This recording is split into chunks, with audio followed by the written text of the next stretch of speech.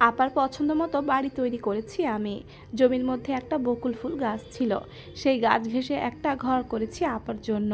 বড় একটা জানালা ঘরের, ছিমছাম ঘরটিতে একটা ছোট্ট বিছানা ও টেবিল, সবই আপার ইচ্ছে অনুযায়ী।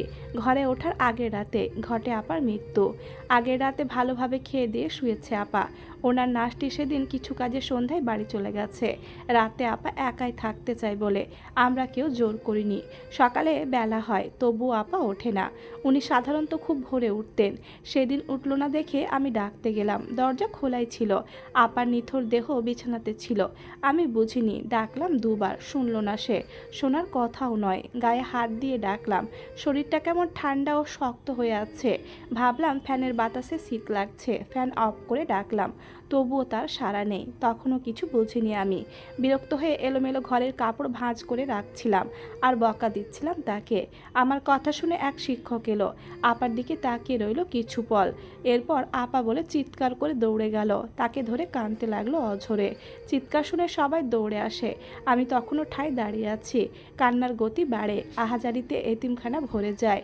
এক মেয়ের সঙ্গে ধাক্কা লেগে হোশ ফেরে আমার। এতক্ষণ যেন কোনো ঘোরের মাঝে ছিলাম আমি। ধীর পায়ে এগিয়ে গিয়ে ওদের মাঝে বসে বললাম, কি হয়েছে আপার? মানুষটা ঘুমাচ্ছে, আপনারা এভাবে বিরক্ত করছেন কেন তাকে? এক শিক্ষক আমার বাহু ধরে কেঁদে কেঁদে ঝাঁকিয়ে বলেন, আপার নেই তন্নি, উনি মারা গেছেন। কর্ণধারে কথাটি পৌঁছাতে মস্তিষ্ক ফাঁকা লাগে আমার। কেমন যেন হয়ে গেলাম আমি। শুধু বুঝলাম আমি হারিয়ে যাচ্ছি, চোখ বুজে আসছে।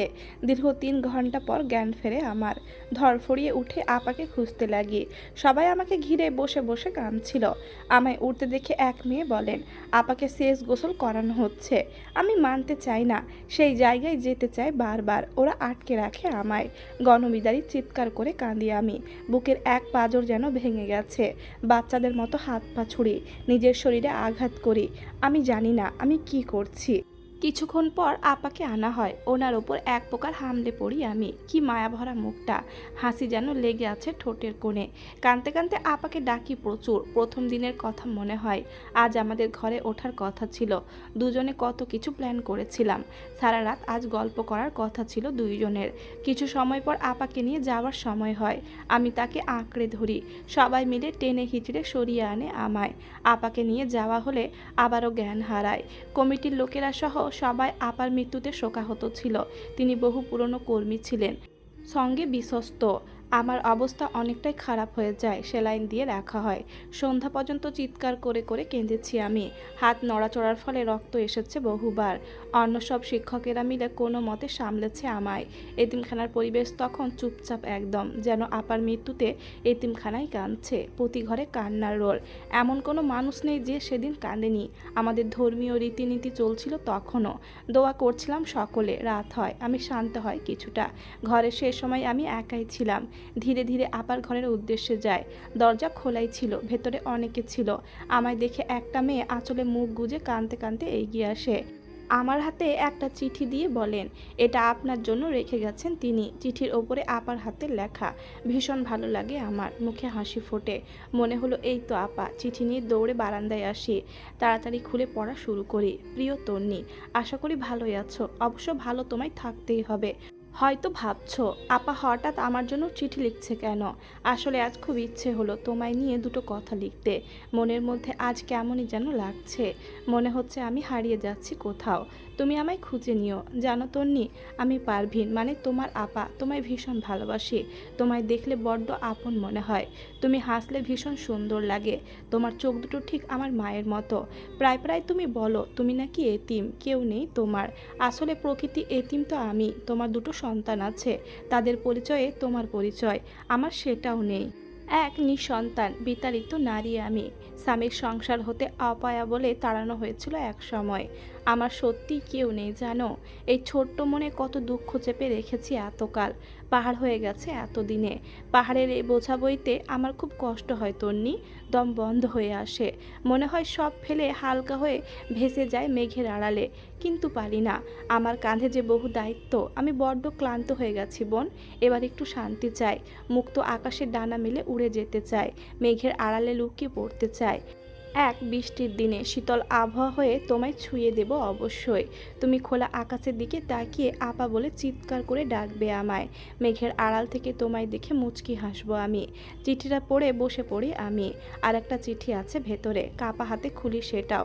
তাতে লেখা, আমার এই চিঠি যখন পড়বে তখন আমি থাকবো কিনা জানি না, থাকলে এই চিঠি তোমার হাতে পড়বে না, লুকিয়ে রাখবো তুমি মেয়ে বড্ড আবেগী কিনা, কেঁদে বুক ভাসাবে আবার। তোমার একটা কাজ আছে আমার অনুপস্থিতিতে, আমার জমানো টাকা দিয়ে এতিমখানার কজন মেয়েকে বিয়ে দিও তুমি। দায়িত্ব নিয়ে এই ভালো কাজে আমার সারা জীবনের সঞ্চয়গুলো ব্যয় করিও। একটা ছোট্ট বাড়ি আছে আমার, বাড়িটা তোমার নামে লিখে দিচ্ছি, পারলে ওটাতে একটা বৃদ্ধাশ্রমের রূপ দিও। আমার মতো বিতাড়িত নারীরা যেন ঠাঁই পায় সেখানেও। আমার গহনাগুলো তোমার মেয়ের বিয়েতে পরিয়ে লাল টুকটুকে বউ সাজাবে। তুমি তো আর বউ সাজলে না, মেয়েটাকে সাজিও, ভাববে আমি ওর সঙ্গে আছি, ও আমার সন্তানের মতো, তাই ওকে দিয়েই না হয় নিজের অপূর্ণ ইচ্ছাটা পূরণ করলাম। তুমি তন্নি, আমার সব দায়িত্ব নিজে নিও, তোমায় ভরসা পাই আমি। এই এতিমখানা আমার বড্ড প্রিয়, ওটাকে তুমি বহু দূর নিয়ে যেও, পাছে লোকের কথায় কান দিও না, নিজ ছন্দে এগিয়ে যেও। তুমি পারবে তন্নি, তোমার মাঝে সেই সাহস আছে, শক্তি আছে। জীবনে অনেক দূর যেতে হবে তোমায়, এখনো অনেক কিছু বাকি তোমার। তোমার ওপর হওয়া অন্যায়ের প্রতিবাদ করতে যোগ্য রূপে তাদের সামনে দাঁড়াতে হবে তোমায়। জানি আমি চলে গেলে এতিমখানার প্রতিটি মানুষ ভেঙে পড়বে, তোমার সবাইকে সামলাতে হবে। প্রথমে নিজেকে সামলাও, শক্ত করো। আমার তন্নি দুর্বল নয়, সে সাহসী, শক্তিশালী। বরাবরই আমি চেয়েছি আমার এতিমখানার মানুষ সব সময় হাসি খুশি থাকুক, তারা না কষ্ট পাক। ওদের চোখের পানি আমায় ভীষণ দুঃখ দেবে তন্নি। আমি থাকি বা না থাকি, ওদের হাসতে হবে। উঠে দাঁড়াও তন্নি, সবাইকে বলো আমি আছি। কান্না থামাও, এগিয়ে যাও নতুন ছন্দে। শুভ কামনা রইল তোমায়। আপা ভীষণ ভালোবাসে তন্নিকে। ইতি তোমার পারভিন আপা। দীর্ঘশ্বাস বেরিয়ে আসে আমার, চোখের পানি মুছে উঠে দাঁড়ায়। আপার চিঠিতে কয়েকটা চুমু খায়, বুকে জড়িয়ে ধরে দাঁড়িয়ে থাকি কিছুক্ষণ। আকাশের দিকে তাকিয়ে বলি, আমি পারবো আপা, আপনার জন্য হলেও পারতে হবে আমায়। দৌড়ে আপার ঘরে আসি আমি, মুখে হাসির ছটা। সবাই কাঁদছিল তখন, সকলের সম্মুখে দাঁড়িয়ে বলি, কাঁদছেন কেন আপনারা? আপা আছে আমাদের মাঝে, সশরীরে না থাকুক মনে তো আছে, আমরা কাঁদলে আপা কষ্ট পাবে। আপা আমাদের হাসি দেখতে চেয়েছেন বরাবর, আমরা আজও হাসবো, হাসি মুখে বিদায় দেব তাকে। উনি আমাদের অনেক দায়িত্ব দিয়ে গেছেন, সব পালন করতে হবে আমাদের। আর কান্না নয়। এক শিক্ষক এগিয়ে এসে আমায় জড়িয়ে ধরে বলেন, আমাদের তো শান্ত হতে বলছো, তুমি নিজে পারবে শান্ত হতে? আবারও কান্নায় ভেঙে পড়ি আমি। সত্যি নিজেকে সামলে নিতে ভীষণ কষ্ট হচ্ছে আমার। পরের দিন থেকে সব কিছু স্বাভাবিক নিয়মে চালাতে চাই, রেস্ট থেকে যায় তবুও মনমরা হয়ে থাকে সকলে। বহুদিন লাগে আপার শোক কাটিয়ে উঠতে, ওনার ইচ্ছেগুলো একে একে সবার সহায়তা পূরণ করি। এতিমখানার বেশ কিছু মেয়েকে বিয়ে দিই আপার টাকায়। ওনার বাড়িটা একটা ছোট্ট বৃদ্ধাশ্রম ও অসহায় নারীর আশ্রয়স্থল হিসেবে গড়ে তুলি। এতিমখানার ফান্ড থেকে এই দুটোর খরচ চলে যেত। আমি আজও আপাকে ভুলতে পারি না, আমার জীবনে তার অবদান অপরিসীম। তাকে কখনো ভুলতে চাই না আমি। বাড়িতে উঠেছি আমি, বাড়িতেই থাকি বর্তমানে, যদিও বেশিরভাগ সময় কাটে এতিমখানাতে। রাতটা বাড়ি এসে থাকি কাজকর্মের জন্য। আপার জন্য বরাদ্দ সেই ঘরে কাউকে থাকতে দিই না, আমি সময় কাটাই সেখানে। নামাজ কোরআন পড়ি, দোয়া দরুদ পাঠ করি। ওই ঘরে থাকলে মনে হয় আপা আমার সঙ্গেই আছে। পার হয়েছে বেশ কিছু বছর, এতিমখানার আরও উন্নয়ন সাধিত হয়েছে। ভালো কাজে প্রত্যেকে ভীষণ সাহায্য করেছেন আমাদের, পাশে থেকেছেন। বর্তমানে আমি এতিমখানার প্রধান ও কমিটির প্রধানের সহকারী পদে আছি। খুব শীঘ্রই হয়তো কমিটির প্রধান হব আমি। মেয়েটা বড় হয়েছে, ছেলেও বড় হয়েছে, ভালো স্কুলে ভর্তি হয়েছে। ওকে বাইরে পাঠানোর ইচ্ছে আমার, ও নিজেও যেতে চায়। ছেলে নিয়ে নিজ বাড়িতেই থাকি, এতিমখানারও অন্যান্য দায়িত্ব পালন করি সঙ্গে। মেয়েটা কাছে থাকে না কিছুতেই, এতিমখানাতেই থাকে সবার সঙ্গে, মাঝে মধ্যে আসে, ঘন্টা খানিক থেকে আবার চলে যায়। কাছাকাছি তো, তাই সুবিধা হয়েছে যাওয়া আসার। সময় যেমন বদলেছে তেমন বদলেছি আমিও। চোখে এখন মোটা ফ্রেমে চশমা আমার। আপার চিঠিটা আজও কাছে রেখেছি আমি। যখনই কোনো বিপদে পড়ি আপার চিঠিটা পড়ি, অলৌকিকভাবে সাহস পাই। এক শুক্রবারের পড়ন্ত বিকেলে নিজের বারান্দায় বসে বই পড়ছিলাম আমি। এমন সময় ছেলে এলো আমার নিকট, পায়ের কাছে বসে বলল, একটা কথা ছিল আম্মু। চোখ জোড়া বয়ে রেখেই বললাম, বলো। ছেলে আর একটু কাছে বসে বলল, আমি অতীতের সেই মরীচিকায় যেতে চাই আম্মু। বস্তির মানুষগুলোকে দেখতে চাই। আমার পিতা নামক পাষাণ পুরুষটির সামনে দাঁড়াতে চাই। পরিবার নামক মিথ্যার সামনে দাঁড়াতে চাই। থমকে গেলাম আমি। ছেলের কথা শুনে স্থির হয়ে গেলাম। চশমা খুলে সরু দৃষ্টিতে তার পানে তাকালাম। ও মাথা নিচু করে বসে আছে। সামনে তাকাই আমি। চোখ বুজে কিছু হিসেব মেলানোর চেষ্টা করি আমি। এরপর ধীর স্বরে বলি, তুমি কি তোমার বাবার কাছে ফিরতে চাইছো? বাবার প্রয়োজনীয়তা উপলব্ধি করছো? ছেলে হাসলো। খুব সহজ সরল হাসি, তবে এই হাসিতে আছে চরম উপহাস। আমার দিকে গোটা গোটা চোখ করে তাকিয়ে বলে, সবই কি এতই সহজ আম্মু? আমরা কি এতই সস্তা? বাবা নামক লোকটাকে জবাব দিতে চাই আম্মু। একটা সময় ছুঁড়ে ফেলে দিয়েছিল আমাদের, যখন তাকে প্রয়োজন ছিল পায়নি। এই একটা মানুষের জন্য লোকে আমাদের অবৈধ সন্তান অবধি বলেছে। আমার মায়ের চরিত্রে কাদা ছিটিয়েছে। সব ভুলি কি করে আম্মু? ওই মানুষটার জন্য দিনে রাতে না খেয়ে থেকেছি। লোকের কটু কথা শুনেছি। বস্তিতে অবধি ঠাঁই নিয়েছি আমরা। কি ভাবছো সব ভুলে গেছি? তখন আমি ছোট থাকলেও সেই দিনের স্মৃতি আমার মনে গেঁথে আছে। ওই দিনকে একটা অভিশাপ বলে মনে করেছিলাম আমি। তাই হয়তো আজও মনে আছে। আমাদের বস্তি থেকে বাহির করে দেওয়া হয়েছিল। গায়ে পাথর কাদা ছুঁড়ে মারা হয়েছিল। সেদিন আমরা নিরপরাধ ছিলাম, কিন্তু কেউ আমাদের বিশ্বাস করেনি। আমি সেই বস্তিতে যেতে চাই আম্মু। চিৎকার করে বলতে চাই, আমার আম্মুর কোনো দোষ ছিল না সেদিন। প্লিজ আম্মু, নিয়ে চলো আমায়। ছেলের কথা ফেলতে পারিনি আমি। পরের দিনই যাই বস্তির উদ্দেশ্যে। বহু দিন পর চিরচেনা পথে পা রাখি। শরীর জুড়ে শীতলতা বয়ে যায়। আমরা 3 মা ছেলে মেয়ে এসেছি শুধু। জানি না বস্তিটা এখনও আছে কি না। গাড়ি থামায় অনেক আগেই। এইটুকু আমি হেঁটে যেতে চাই, ঠিক আগের মতো। আজ আমি তন্নি কিন্তু এসেছি, তবে সেদিন আর আজকের মধ্যে বহু তফাৎ। আজ এসেছি ত্রাণকর্তা হিসেবে। গরিব দুঃখী মানুষদের ত্রাণ দিতে এসেছি। খালার বাড়ির সামনে এসে থামি। একবার তাকাই, পুরনো সেই ঘর বাড়ি আজও আছে। ছেলের দিকে তাকাই। ছেলে মুচকি হেসে বলে, সবই মনে আছে আমার আম্মু। মেয়ে বারবার প্রশ্ন করছে, এটা কোথায়, কেন এলাম, কে থাকে এখানে? ওর কিছুই মনে নেই, না থাকাই স্বাভাবিক। খালাকে দেখলাম না। বাড়িতে নতুন মানুষজন, হয়তো ছেলে ছেলের বউ। সামনে হাঁটি আরও। বস্তির বাইরে একটা লোককে দেখলাম। পরিচিত মনে হলো। এটা সেই রাসেল স্যার। উনি বস্তির একটা ঘর থেকে বের হচ্ছেন। আমায় দেখেই থমকে দাঁড়ায় তিনি। সঙ্গে আমিও প্রগাঢ় দৃষ্টিতে তার দিকে তাকিয়ে আছি। লোকটার পরনে সাধারণ লুঙ্গি, ছেঁড়া গেঞ্জি, কাঁধে গামছা। আমার নিকট এগিয়ে এলো সে। কিছু বলতে যাবে, এমন সময় পেছন থেকে ডাক এলো। ত্রাণ ভর্তি গাড়ির ড্রাইভার গাড়ি কোথায় রাখবে জিজ্ঞেস করছে। সেদিকে এগিয়ে গেলাম আমি। গাড়ি থেকে আমার 4 জন সহকারী নেমে এলো। ওনারা আজ আমায় সাহায্য করবে। বস্তির মাঝে গেলাম। সব আর আগের মতো নেই। কত পরিবর্তন হয়েছে। লতা আপার ঘরের সামনে দাঁড়াতে খচ করে ওঠে আমার বুক। এরই মাঝে বস্তির সকলে জড়ো হয়েছে ত্রাণ নিতে। আমায় ঘিরে ধরেছে। প্রচণ্ড কোলাহল। সহকারীরা আমায় ও বাচ্চাদের মাঝে রেখে ভিড় সামলাতে চেষ্টা করছে। সবাইকে লাইন ধরে দাঁড়াতে বলা হয়। যে যার মতো দাঁড়ায়ও। জিনিসপত্র সব গুছিয়ে নিয়ে একে একে আমি আর ছেলে দেওয়া শুরু করি হাতে হাতে। মেয়ে এগিয়ে দিচ্ছে। আমার তৃষ্ণার্ত চোখ দুটো 2 জন মানুষকে খুঁজতে ব্যস্ত তখনও। সবাইকে দেওয়া হলো, বাদ থাকলো একটা লোক। তিনি এগিয়ে এলো। এটা রাসেল স্যার, সঙ্গে একটা মহিলা কোলে বাচ্চা। সম্ভবত রাসেল স্যারের স্ত্রী ও বাচ্চা এটা। এদের দেখে ভীষণ অবাক হয়েছে আমি, তবুও চুপ আছি। মহিলাটিকে দিলাম ত্রাণ। লোকটা এগিয়ে এসে হাত পেতে দাঁড়ালো। উনি নিজেই বলল, আপনাকে চেনা চেনা লাগছে, মনে হচ্ছে কোথাও যেন দেখেছি। বললাম, আমায় তাড়িয়ে নিজেই বস্তিতে উঠেছেন? বাহ, বেশ ভালো।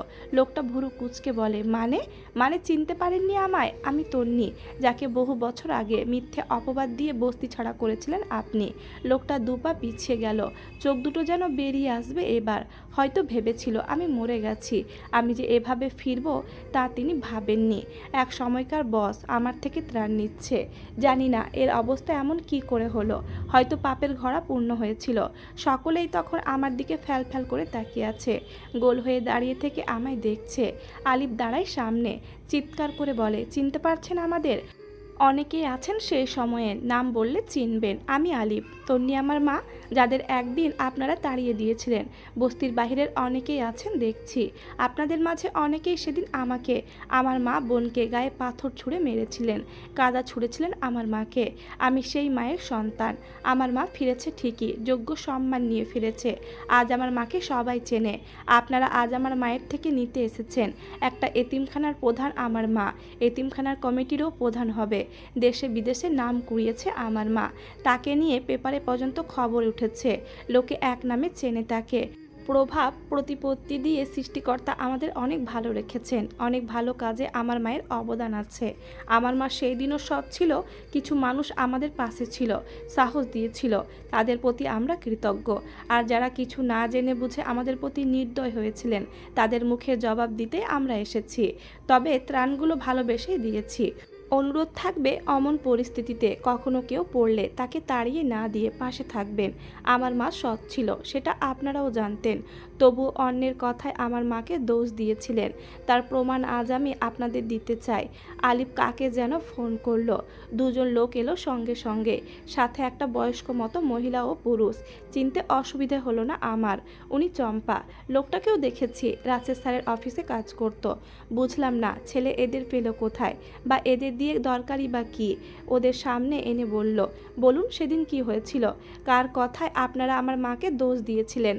ওনারা নিচু স্বরে বলে, রাসেল স্যারের কথায় সবটা করেছিলাম আমরা। তিনি টাকা দিয়ে আমাদের দাঁড় করিয়ে রেখেছিল সেখানে। পরে আমরা ঝামেলা করেছি। আসলে উনি চেয়েছিল তন্নির অপবাদ করতে, যাতে বাধ্য হয়ে তন্নি তার নিকট আসে। তার কথা শেষ হতে আমার ছেলে রাসেল স্যারকে টেনে এনে সামনে দাঁড় করায়, চিৎকার করে বলে, এই সেই পাপী রাসেল, যার জন্য আমার মায়ের করুণ পরিণতি হয়েছিল। আমার ঘটনা মনে থাকলেও এত কিছু মনে ছিল না, তাই এই বস্তিতে এসে খোঁজ নিয়ে সবটা জানতে পারি। এরপর তদন্ত করে বের করি সবটা। আমার মা সৎ ছিল, তাই সে সফল। উনি অসৎ, তাই তার ধ্বংস হয়েছে। প্রতারণার দায়ে চাকরিচ্যুত হয়ে পথে বসেছে। লোকটার নামে বহুত মামলা আছে এখনও। জালিয়াতি করে বেড়াতো উনি, তাই আর কোথাও কাজ না পেয়ে বাড়ি ঘর বিক্রি করে পালিয়েছে। এখানে স্ত্রী সন্তান নিয়ে আশ্রয় নিয়েছে। এর পরিণতির জন্য দায়ী উনি নিজেই। ছেলের কাজে চোখে পানি জমে আমার। ও যে এতটা করবে আমার ভাবনার বাইরে ছিল। হাত জোড় করে অনেকে ক্ষমা চায় আমার থেকে। যেই মহিলারা আমায় যা তা বলেছিল রাস্তায়, তারাও ক্ষমা চায়। রাশেদকে মারতে এলে আমি নিষেধ করি, তবুও 2-3 জন ঢিল ছুঁড়ে মারে, গায়ে কালি ছেটায়। আমার ওপর হওয়া অন্যায়ের প্রতিবাদ আমার সন্তান বহু বছর পর হলেও করেছে। আজ আমি নির্দোষ, আমার কাঁধে আর মিথ্যার দায় নেই।